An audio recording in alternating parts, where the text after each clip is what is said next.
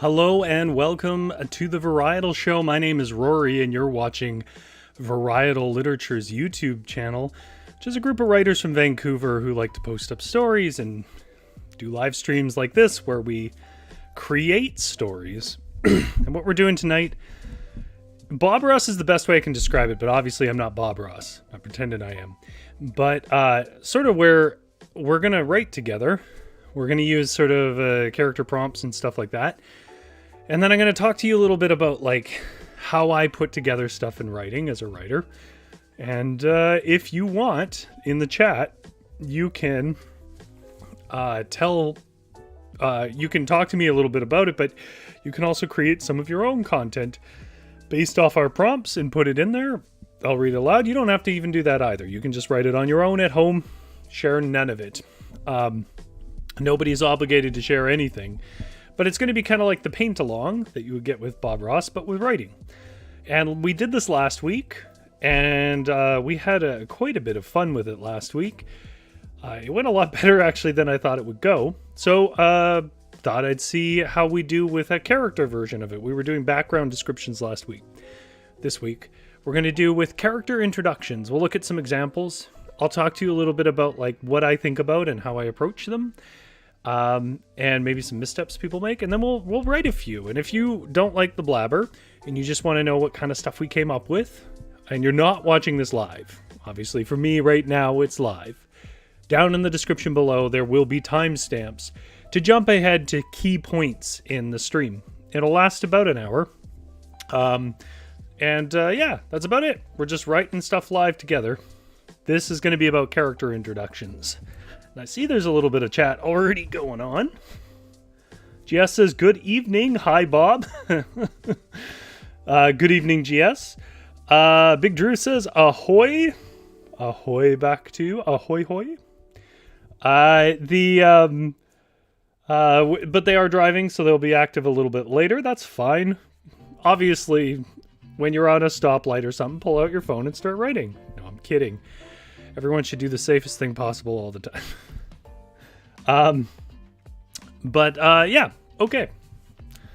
So, with that in mind, we will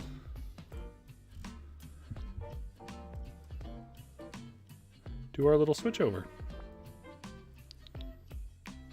Oh, it's been a while since I've had a little boogie to this song. I used to do it every stream when I first got it.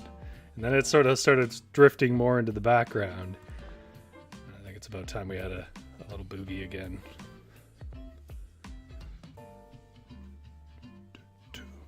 Okay. So litgames stands for literature games, and it's basically where we sort of play around with literary activities together. Tonight what we're doing is we're going to write character introductions. I'm going to read you some examples in a minute from my little bookshelf back here. And then we'll use prompts from stock photos, which we did already last week. But basically what we'll do is we'll sort of sift through some random collections of stock photos and say, oh, what about that person? Make some decisions on some character traits. We may even dip into our Seventh Sanctum randomizer, depending on how things go. And yeah, we'll do some writing, which is... I don't know, it's fun. I think if you give it a shot, you'll have fun. So, let's start with one of my all-time favorite character introductions. And I'll just sort of read it, and then I'll sort of point out a couple of things about it. And of course, this is from one of my all-time favorite books, Fear and Loathing in Las Vegas by Hunter S. Thompson. A book that is wrongly assumed to be a big pro-drug thing. Which I would say Electric Kool-Aid Acid Test is that. More what people think this is. What this really is a social critique on a very specific generation that he was a part of. But it's beautifully written. That's really what I like about it. And I'm going to read you the first two paragraphs of Fear and Loathing Las Vegas. And then I'm going to sort of point out the sections where we get our first introduction of a character and like, why does it work? See if I can do my best. It's been a while since I've done a hunter voice. We were somewhere around Barstow on the edge of the desert when the drugs began to take hold. I remember saying something like, "I feel a bit lightheaded. Maybe I should drive." And suddenly there was a terrible roar all around us, and the sky was full of what looked like huge bats, all swooping and screeching and diving around the car, which was going about 100 miles an hour with the top down to Las Vegas.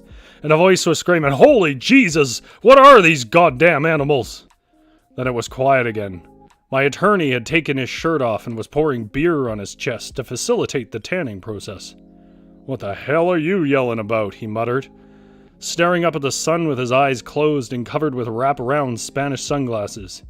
"Never mind," I said. "It's your turn to drive." I hit the brakes and aimed the great red shark towards the shoulder of the highway. No point mentioning those bats, I thought. The poor bastard would see them soon enough. Hello, Holly's House.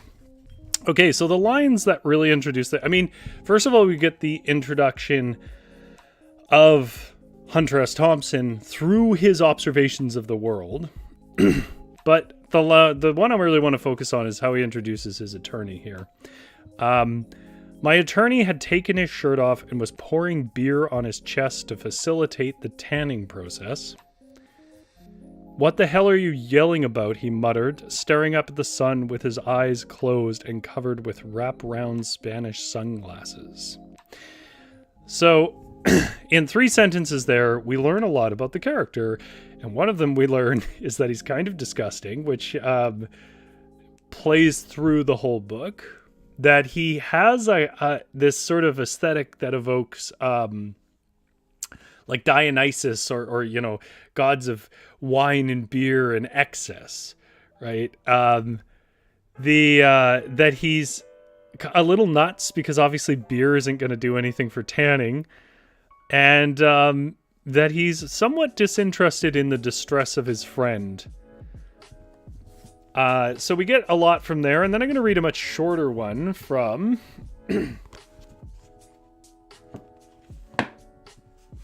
Neil Gaiman's American Gods, which they made a TV series out of that I watched like 4 episodes of, and it was fine. I just didn't like it that much.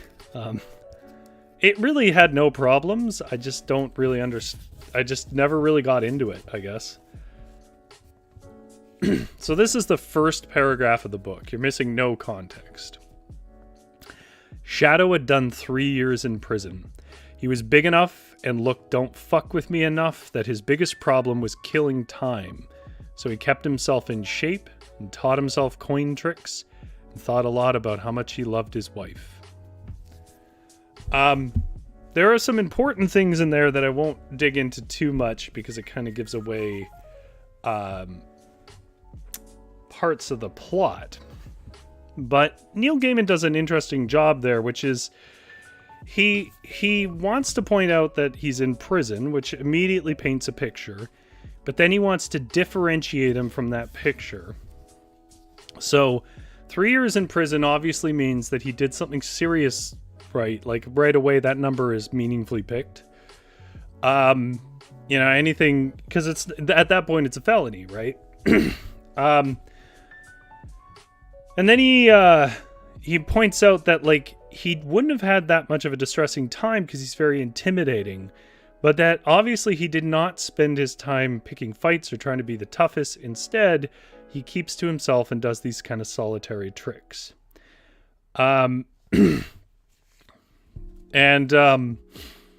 coin tricks is an interesting one because it comes up throughout the book.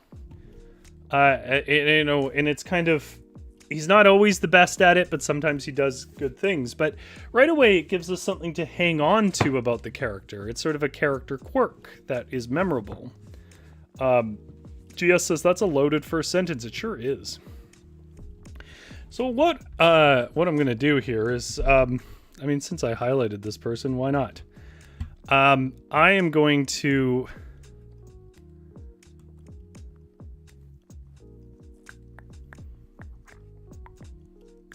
Oh, I know what I gotta do. That confused me for a minute.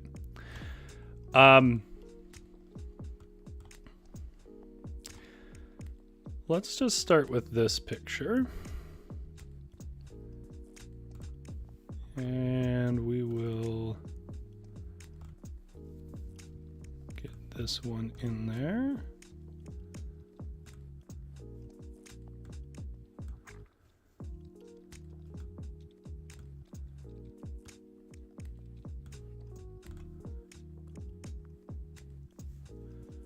And then, come on, where's the other one here? Oh, I know what happened. I got them swapped around. Okay. We'll have this picture along the top, of course.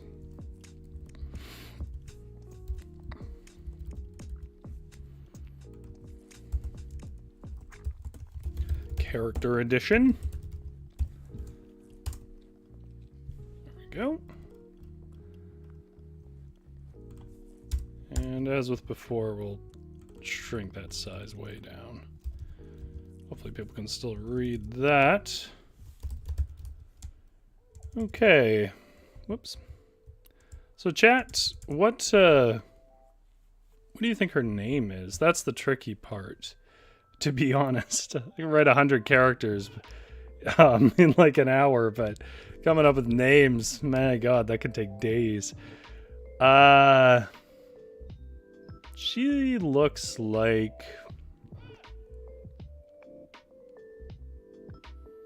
a Maggie. I'm going to call her Maggie. I will change it to whatever chat, because chat's on a leg, of course. I'll change it to whatever chat wants, if you guys catch up. Okay, so let's imagine for a moment. Here's the tricky thing. Now that we've kind of got the structure and we've got an example. Oh, Holly's House says Consuela. That's awesome. I like that name.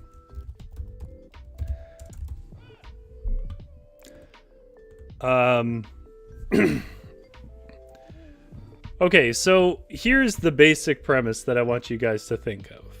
Everybody's character has words for it. Like your own emotions, your own quirks, there are words for those quirks.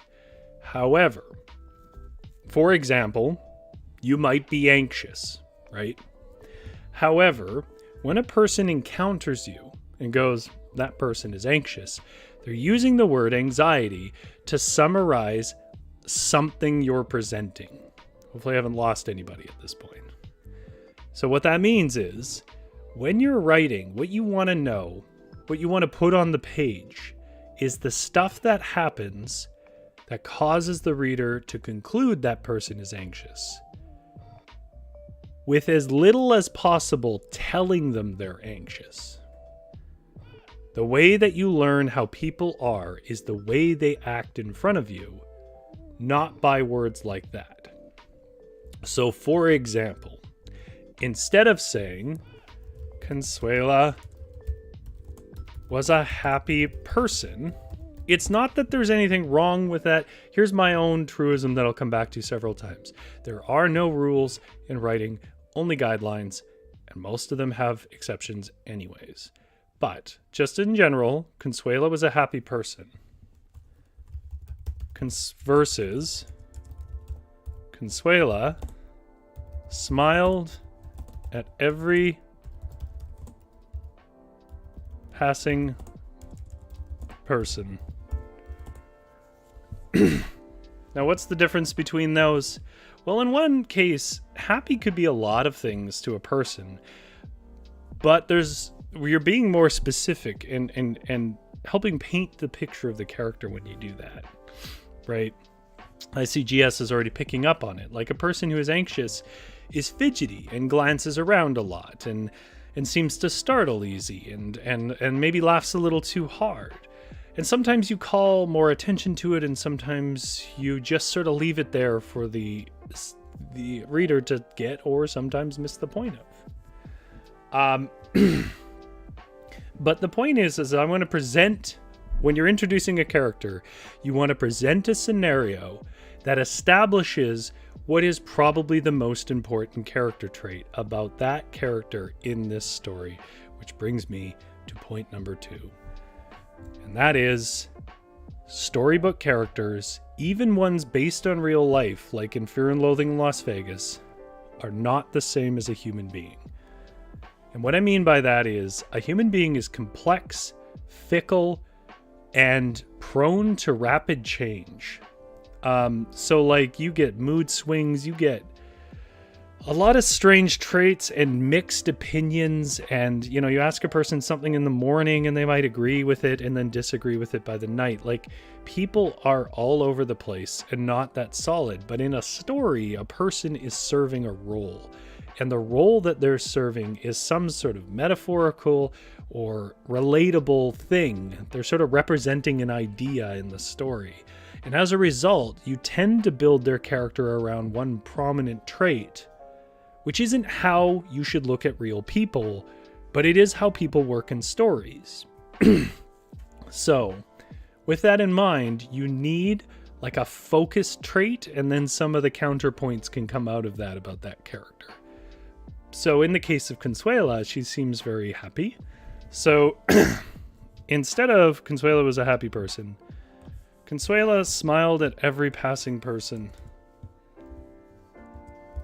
meeting their eyes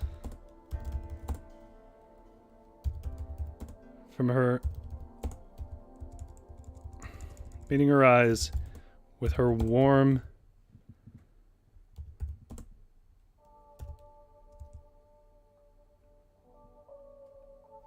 I want to say squint, but squint is weird.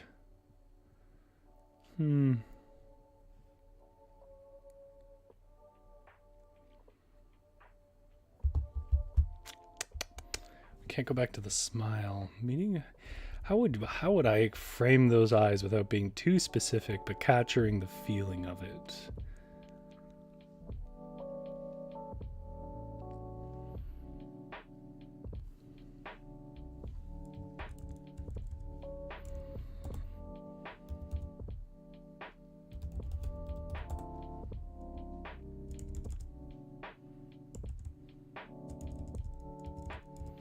Okay, I'm gonna restructure the sentence. Consuela smiled so broadly at every passing person. She nearly pressed her eyes shut.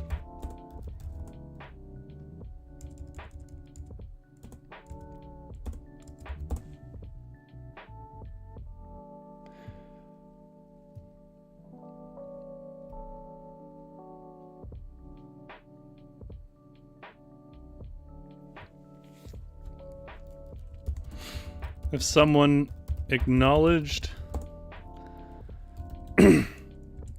her, she'd scrunch her nose and give a little wiggle.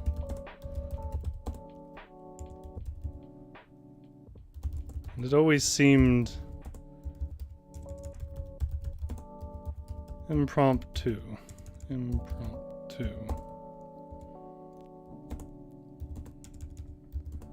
Never calculated.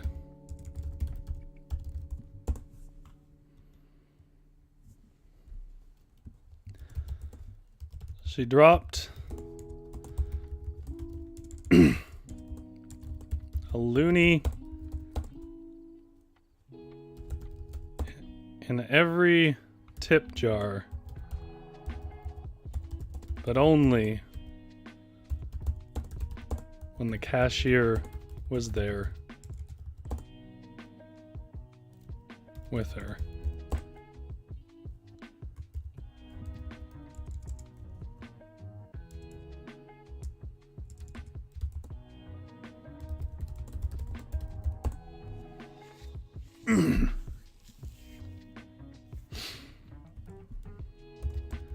Consuela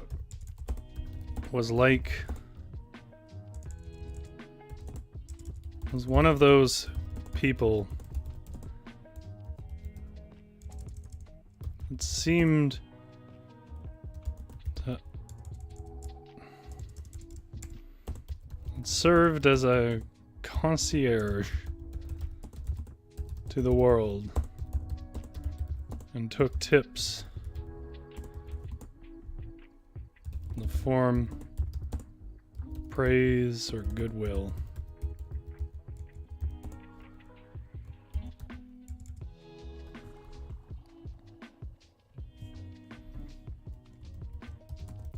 If you ever caught her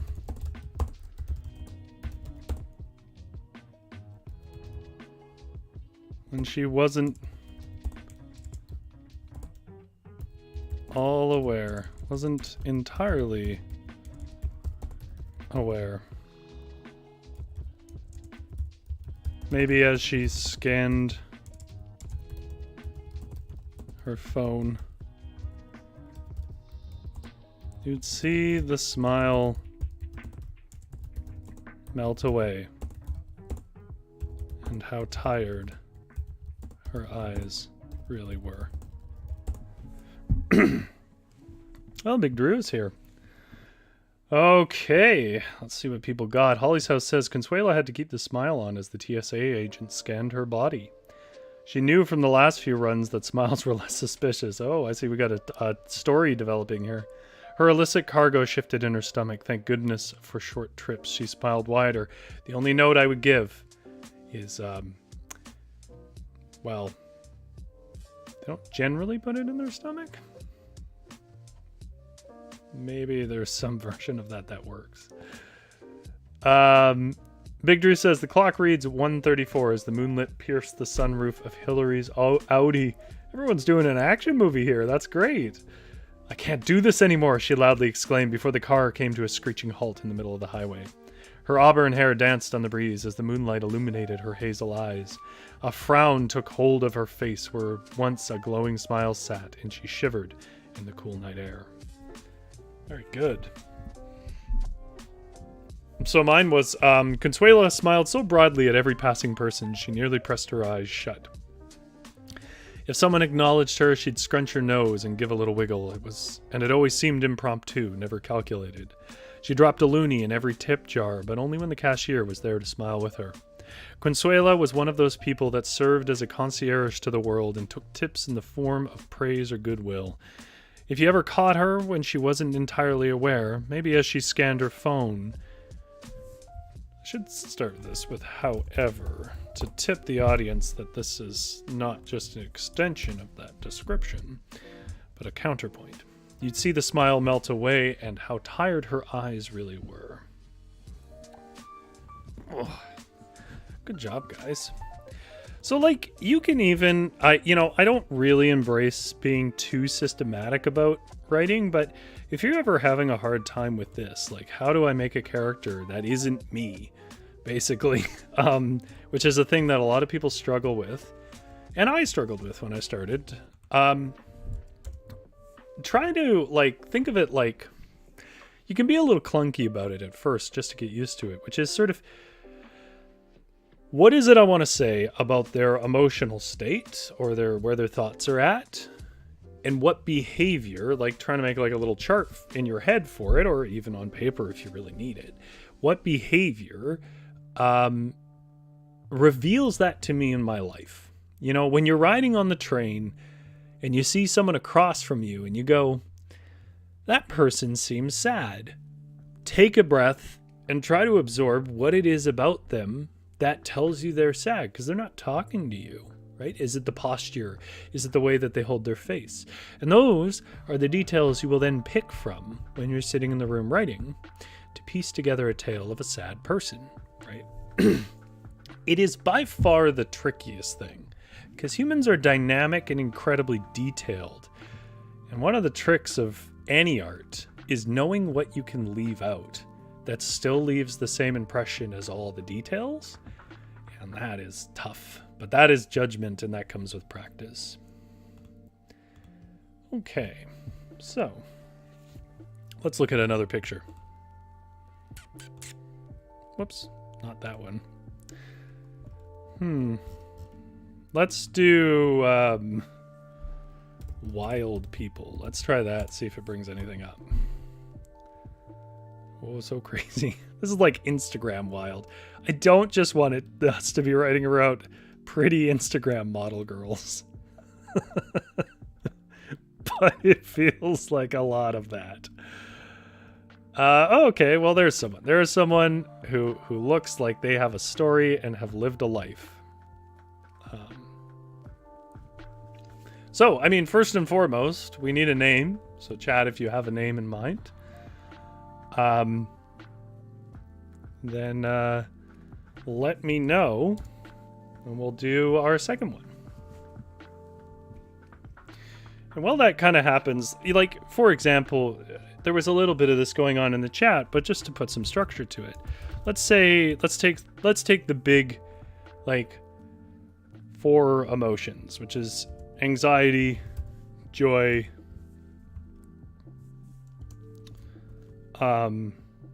depression, and anger.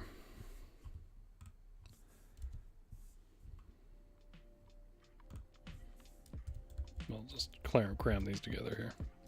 Actually, I guess I can go on to the next page. Why not?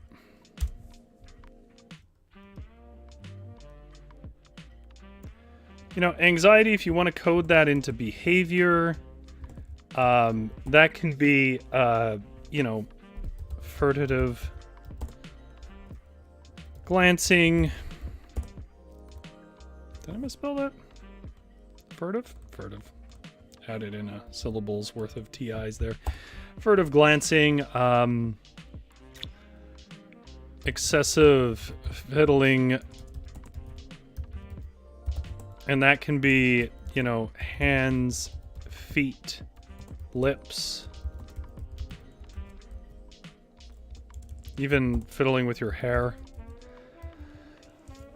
And then, like, you know, how does a person express joy? Smiling is the big one. Quick movement. It's not the only thing that quick movement, but, you know, that's a big one. Clapping. Loud speech.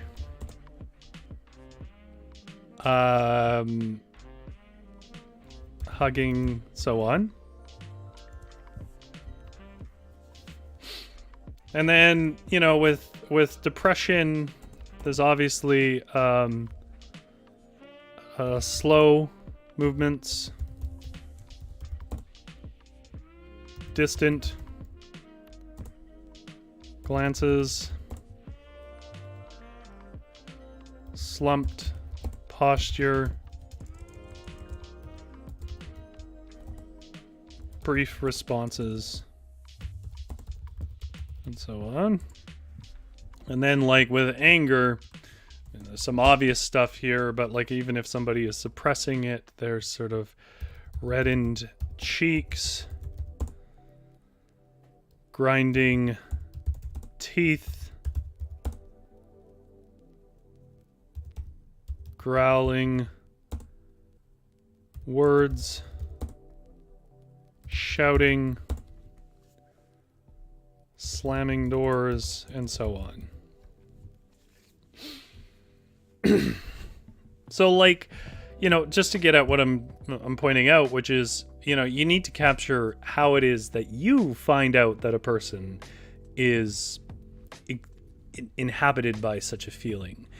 And once you understand that, then you can start turning that in, stitching that together into sort of this little quilt of a paragraph that lets a person know what's going on with that character. And I think one of the reasons why I guess I may as well leave that up. I think one of the reasons why a lot of people, some people I should say, struggle with reading is reading does assume that you have a kind of minimal amount of emotional intelligence, especially modern literature, where it does less to tell you what's going on with people. And for some people, that's very bewildering, right? You know, they don't have very high emotional intelligence for one reason or another. So when you're describing all these things about a character, some readers are like, why is this description going on so long? Who cares what her eyes look like? Oh, good Lord. There's a lot of name recommendations.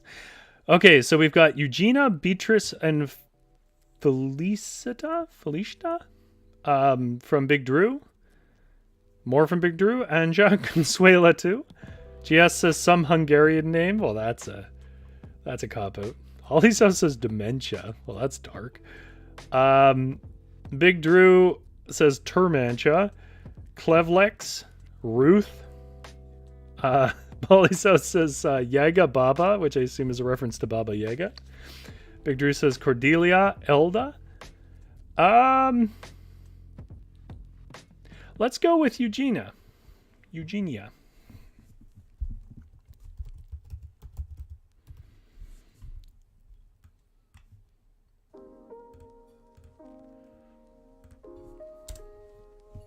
Okay.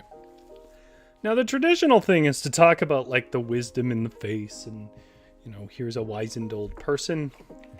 But I'm not really, like, age is definitely going to be a factor in it, because, to be honest, unfortunately, people just assume every character is around their age unless told otherwise.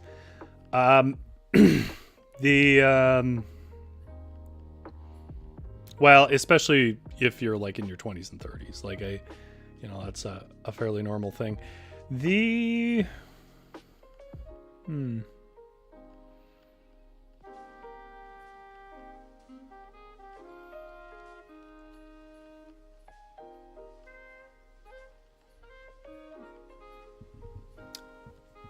What about pride?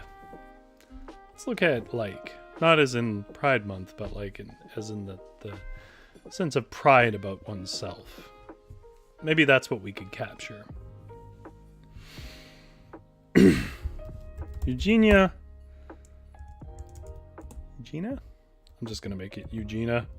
I don't think that's a real name, but Eugenia is something I don't know how to say. Holly's House says that's a 34-year-old ER nurse. Yeah, I bet, especially after the last couple of years. Why the small text? I want the small text. Give me that sweet 20. There we go. Eugenia swatted away her son's hand and went back to grimacing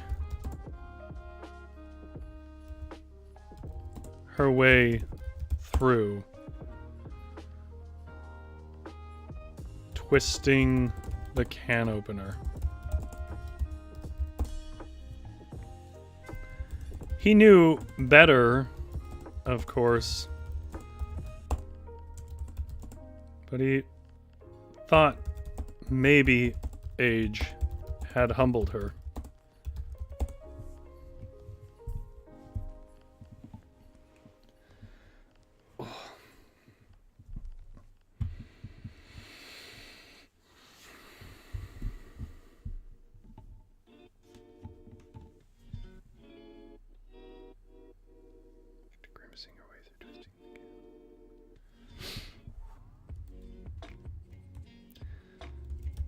She popped off.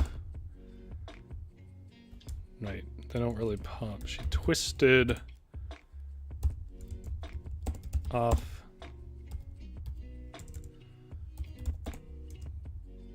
the can, the tin lid, let's say.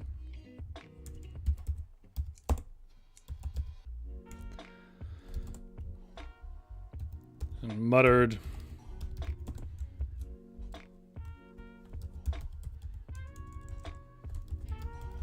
"These beans are too mushy."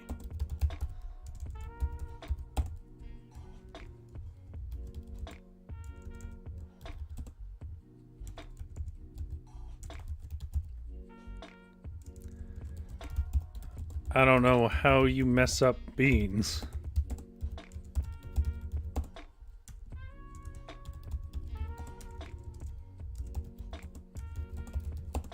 But we had it nailed. No, nailed doesn't feel right.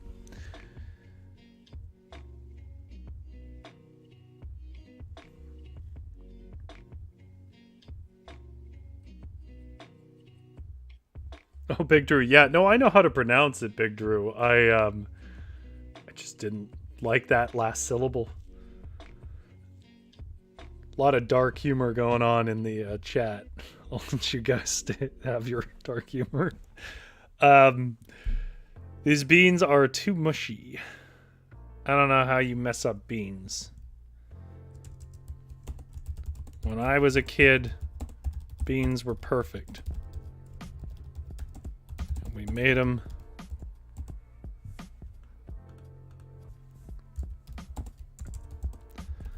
ourselves.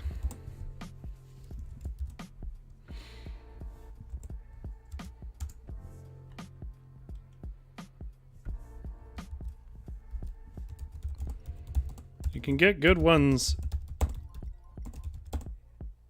at the Indian market.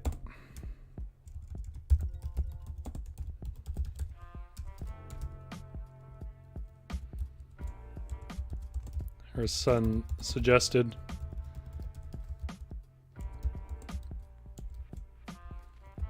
Make them yourself.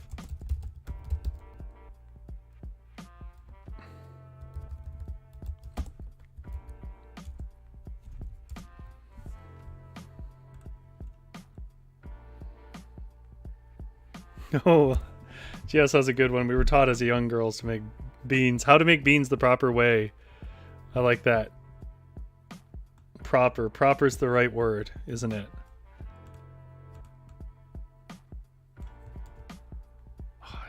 Am I ever going to remember to paste this without formatting?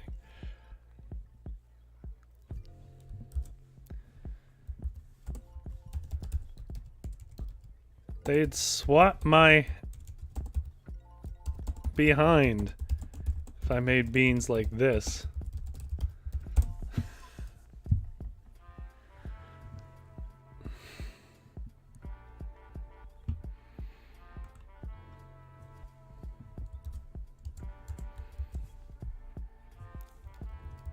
Oh, I can never find anything in that market. Everything's all in, you know.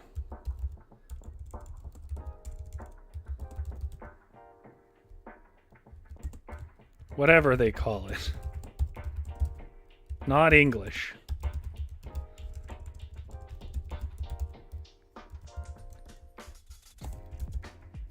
She responded with a dismissive wave.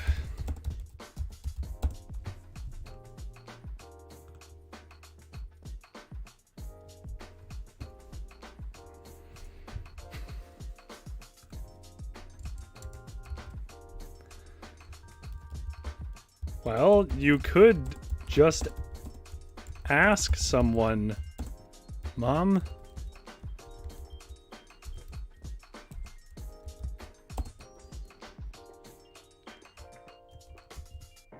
Her son responded, a bit exasperated. And growing hungry.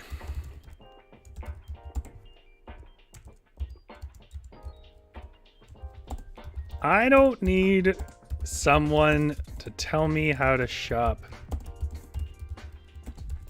They'd probably just try to sell me. Just try to upsell me.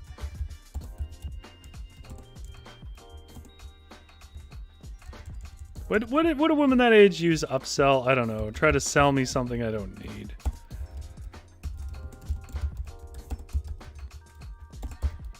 I've been shopping.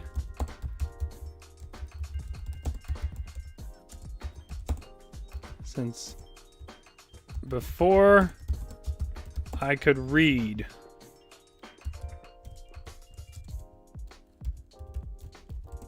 I don't need some clerk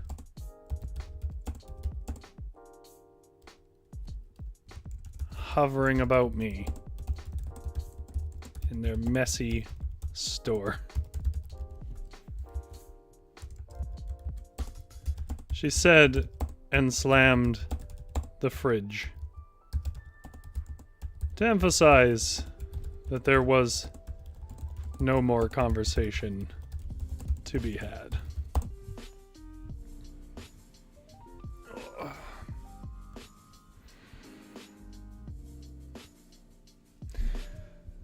All right. Rory, GS says, lol, Rory, you're doing this too well. Well, thank you, GS. And GS also said yes, because that word strikes, the idea of using the word proper strikes instant fear and shame that you might not make them the proper way. Fair enough. Big Drew has contributed here. It says, Constance sat down at her typewriter after a lunch on a Tuesday. Though cataracts now plagued her once keen vision, she retained the muscle memory from her years as a reporter during the war. I like that sentence. I think what I would be looking for, if you want an idea, Big Drew, is maybe something about how a person trying to type looks as they try to type with cataracts. You know, are they squinting and looking close? Like, I would want to see that too. That's the only thing I think I would contribute. Not take anything away, but add that to it a little bit more. Wow, that one got long. All right, well, I'll read back my Eugenia one. I think we'll have time for one more. I think we'll keep our pattern of 3 from last week up. Not what I meant to do.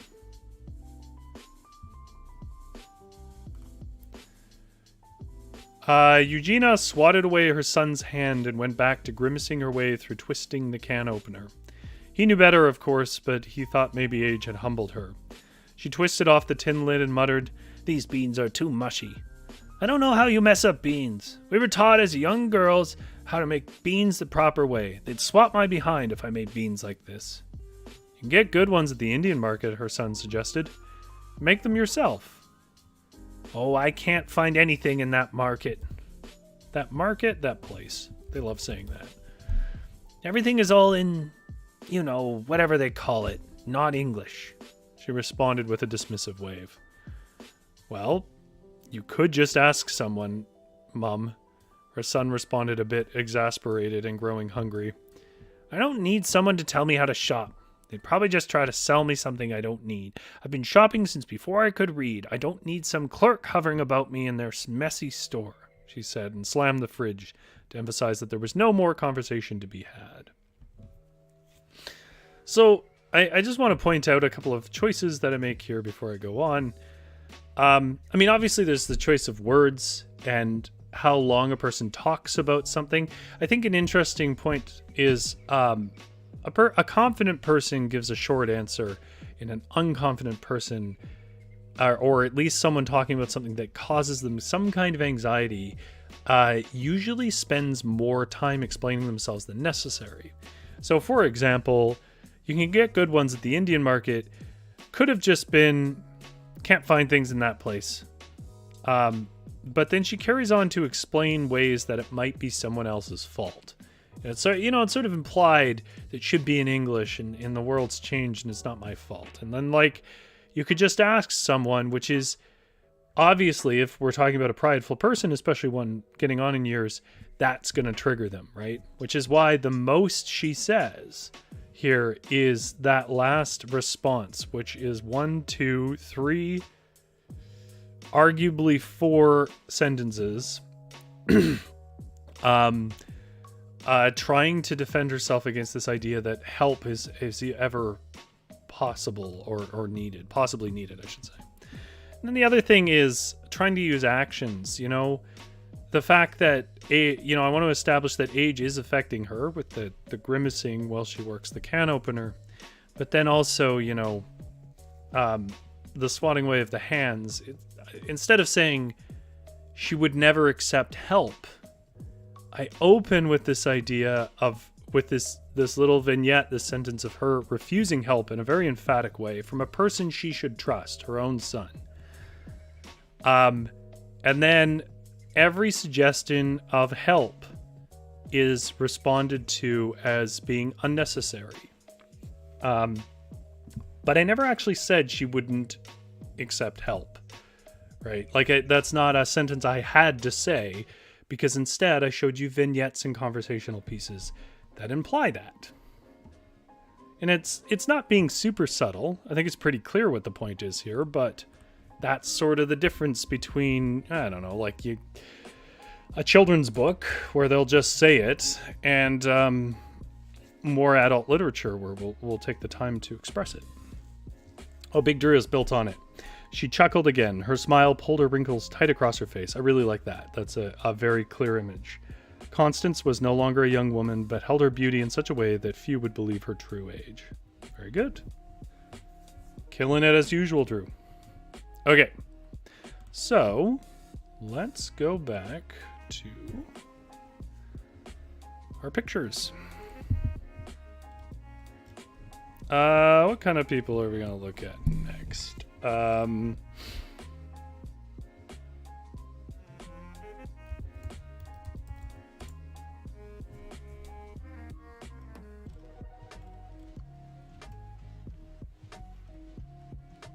Ooh, I like that. Something that's a good change in tone. Something very creepy.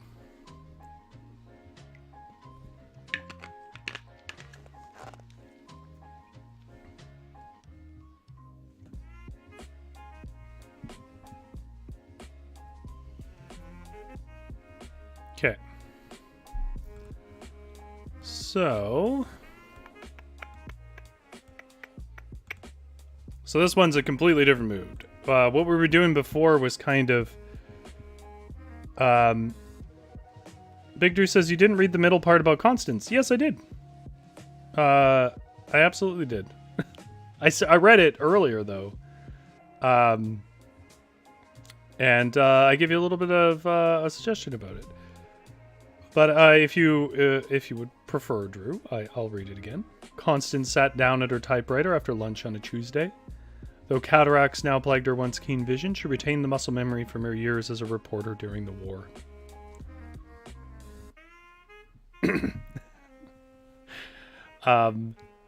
Holly's House says, I know from experience, trust the sons the least.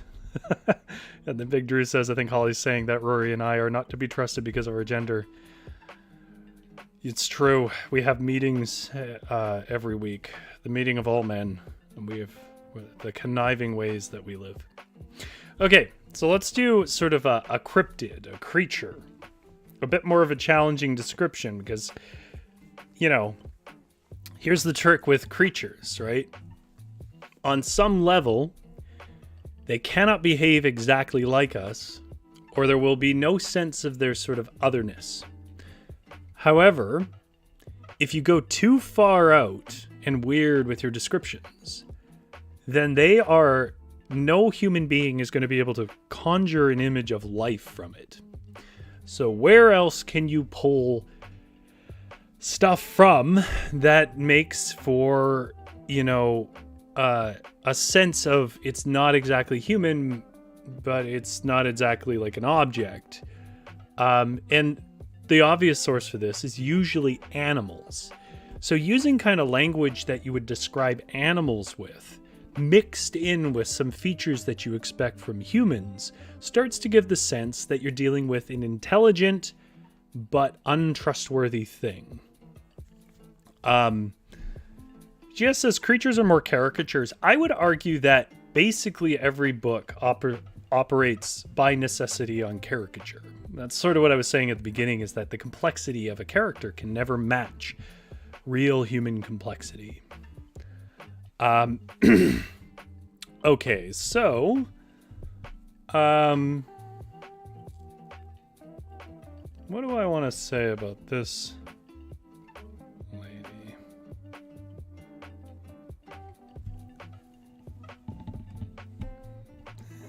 Holly's House says, I didn't say men, I said sons. I don't know how to break this to you, Holly.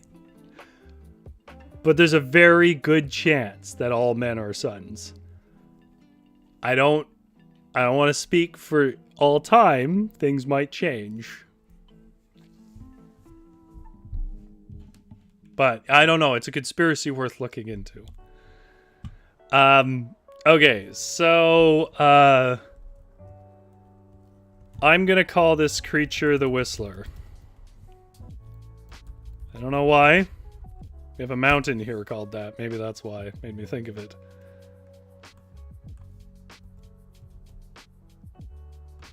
And I'm going to kind of operate on the assumption that maybe some story has already occurred.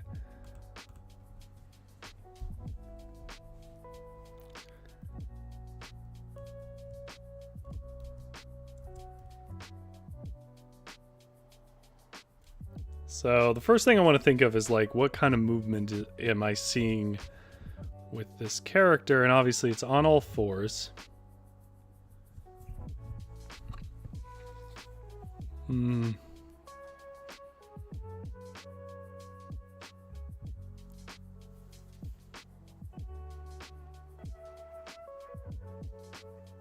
I don't know what that means, Ollie's House. Ollie's House says, what I'm saying is all sons are men, not all men are sons. Can you give me a scenario where a man's not a son? How does a man come into existence? If not by a womb.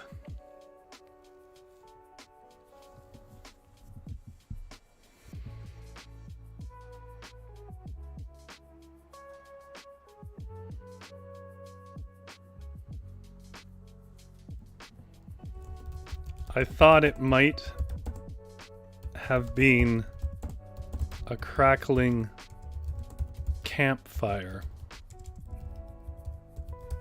Maybe a smoldering underbrush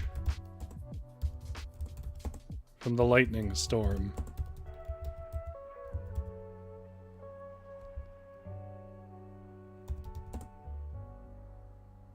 But when I turned my head,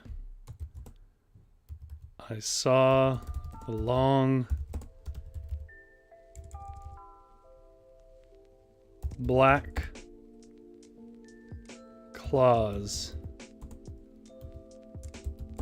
of a lanky hand, of a lanky arm, I guess? Lanky arm.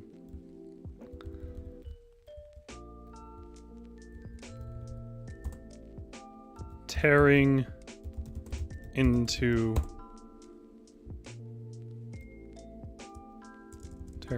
slowly through the tree bark.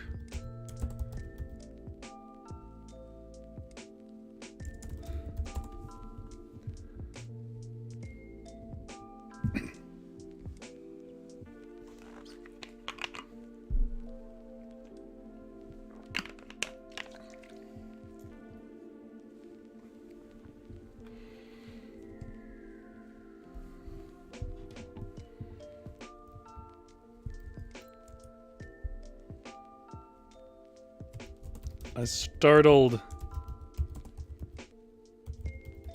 backwards.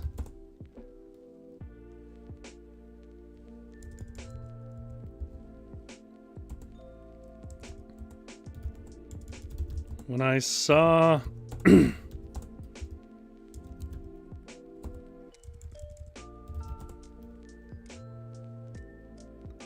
yellow cat eyes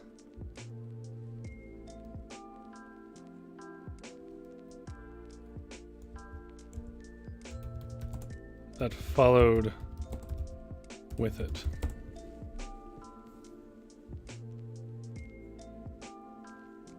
Holly's House says, I remember having to do an exercise once where we had to describe a person without saying what they look like, but only what their actions were. Excellent exercise, by the way. It's one I've done as well. I would argue that it's substantially more important you can do that than you give a physical description. I admit that there are different schools of like choices around this, but for me, I usually don't really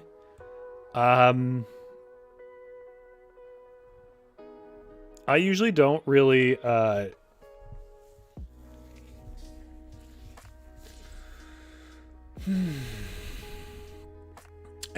really describe that much detail about the actual physicality or color of eyes or anything like that about a person, because to be honest, it's not really what I remember most about most people. And if I'm going to choose a feature like their eyes, which I'm doing here, it's because I'm going to sort of build their description out from these main points. The things that I want to remember physically about this creature are things that are not human-like, basically. I want to let them know what's not human here, which is the black claws and the yellow eyes.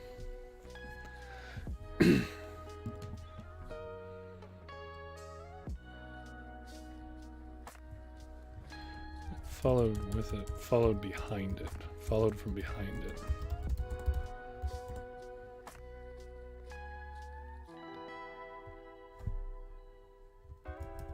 It was... She pulled herself into the moonlight.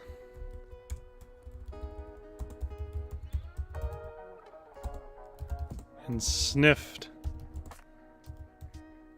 after me.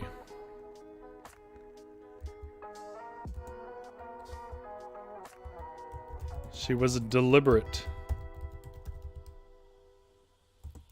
in her movements, and I was frozen with fear.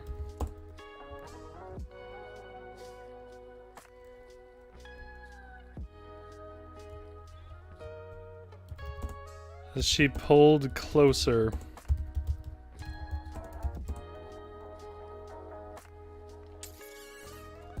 the blue light of the stars outlined the tall, crooked horns of her head. She was, by all accounts,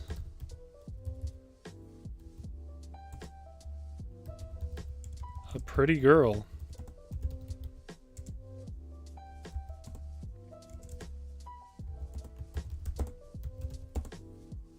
But she bore forth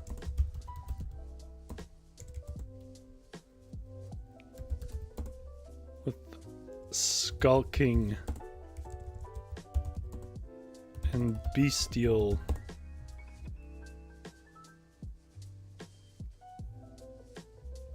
focus.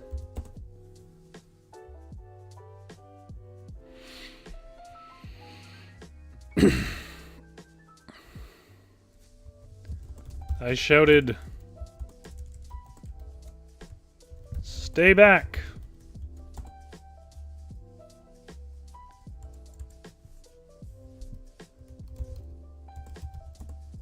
She cocked her head.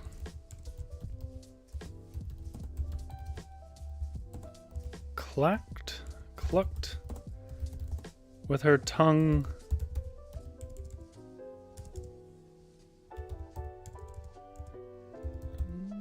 Why can I not remember how tongue is spelled? Holy crap.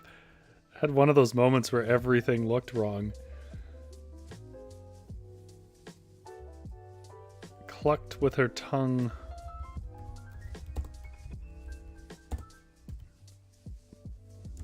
A dozen or more times.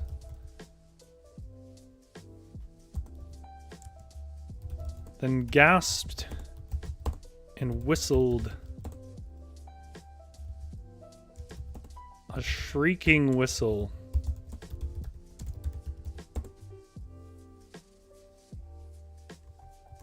Around me, I heard the crackle of other careful steps.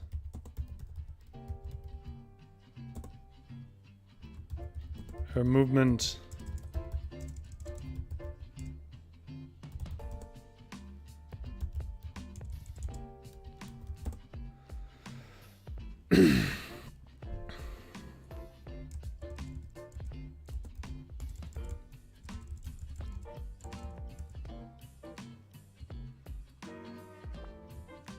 she smiled.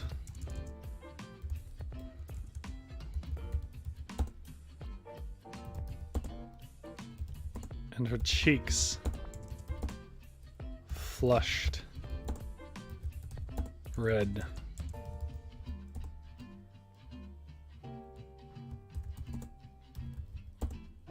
It was the grin of a cat ready for the bird.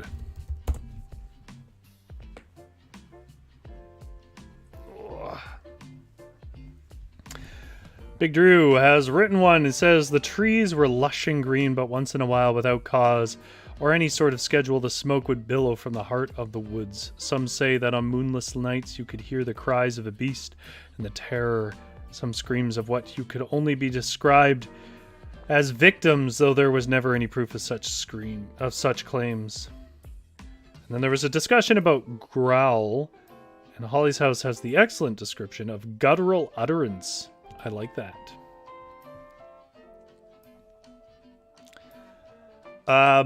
GS says, smiled equals grimaced. Yeah, so what I was kind of doing there was, if you've ever seen like an ape smile, because they kind of don't really smile, they use smiling as a kind of a mark of aggression. Like, I was kind of playing with that idea that he would perceive it first as a smile, and then, you know, slowly you realize it's not a smile. Because, like, cats don't smile. Cats go before they bite. They pull their lips back. All right. Well, let's go back through all our characters. Well, we already have this one up, so we may as well start with this one. Oh, I see. Big Drew's adding to it. On a night such as this, a creature of unknown origin was reported stalking the night, but many years would pass between the sightings, and though the description remained the same, no one ever pursued it.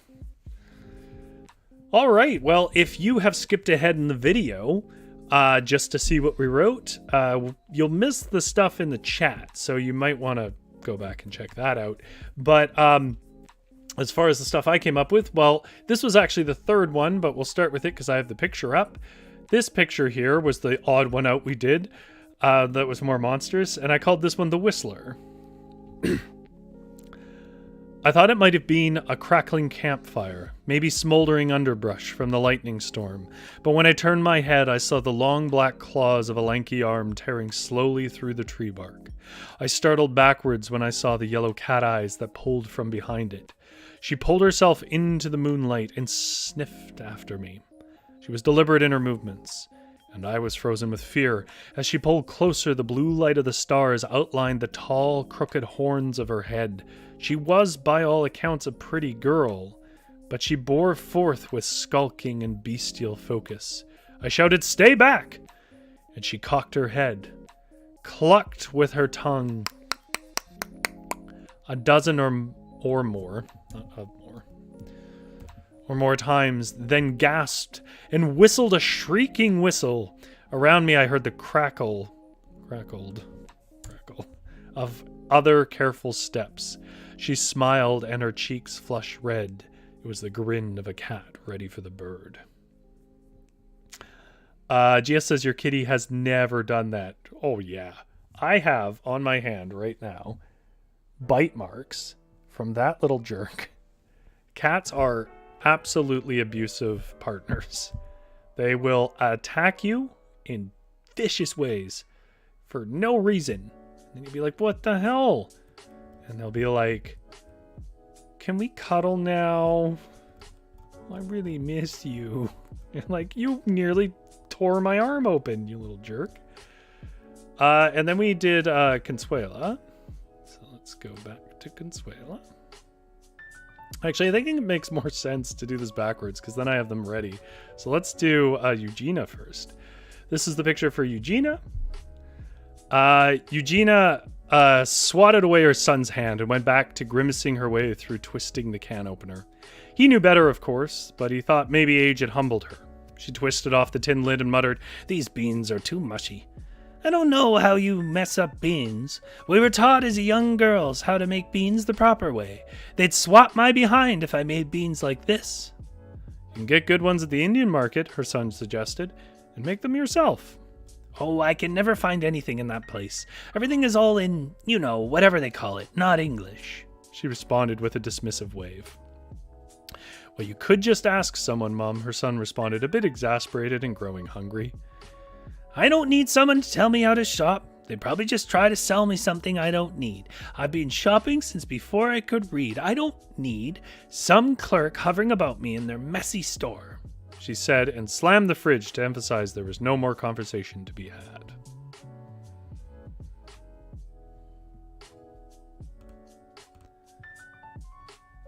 And then the last one was our first one, which was Consuela, which was a beautiful name recommended by Holly, I believe. Consuela smiled so broadly at every passing person she nearly pressed her eyes shut. If someone acknowledged her, she'd scrunch her nose and give a little wiggle, and it always seemed impromptu, never calculated.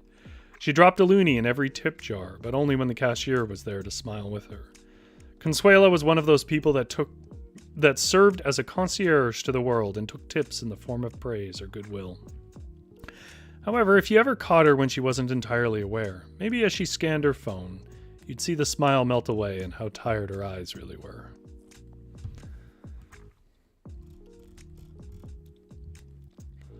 All right. Which means, hey guys, that's the end. Thank you for turning into Varietal Show and for hanging out with us as we sort of practice some writing. Like I said, I'm always a little bit surprised that this does well. If you are not watching this live, feel free to continue to write. And if you really feel so bold, comment on the video and I'll take a look at it. And as long as it's not like shockingly bigoted or something, I'll read it next week. And if you if you missed this live, just comment on the video and give me your descriptors that you wrote as you watched it. Holly's house. Okay, so there's a couple of things here. GS says your lady is very creepy, Rory. Well, thank you, GS. Holly's house says Rory dated this woman, I think in reference to the first one. Yeah, I think she lives on the island now. Big Drew says reports often, this is continuing Big Drew's descriptor here. Reports often refer to a snarling obsidian creature with gnashing fangs and horns akin to that of a ram. A faint glimpse is all anyone got before the beast disappeared into the night. I do like this sort of mystery silhouette. It adds a lot. GS says, ha ha ha ha, Holly, about the where he dated this woman. Holly expresses that one of her favorite words is obsidian. I do like obsidian. It's a great word. I like it especially in like a fantasy or like where you're kind of a little heightened in your language. You know, it's not, you know, a dark stone or you know, just some kind of stone on a ring or something. It's obsidian, a blade of obsidian, her dress, a silk, the color of obsidian. Like, I just think it really works well. And Jess says, thank you for the education, Rory, and the nightmares. Loved your stuff, Big Drew. Have a good night, Holly's house. And indeed, I will echo those same things. Thank you very much, Big Drew, Holly's house, and GS for hanging out with me tonight. And I hope that it's a little cooler where you are than it is here. The only like downside, of course, to streaming is I can't have the air conditioner on, and it is definitely muggy here. Which means that it's time for me to shut up the shop and cash out the till. You don't have to go home, but you can't stay here. Get out of my shop.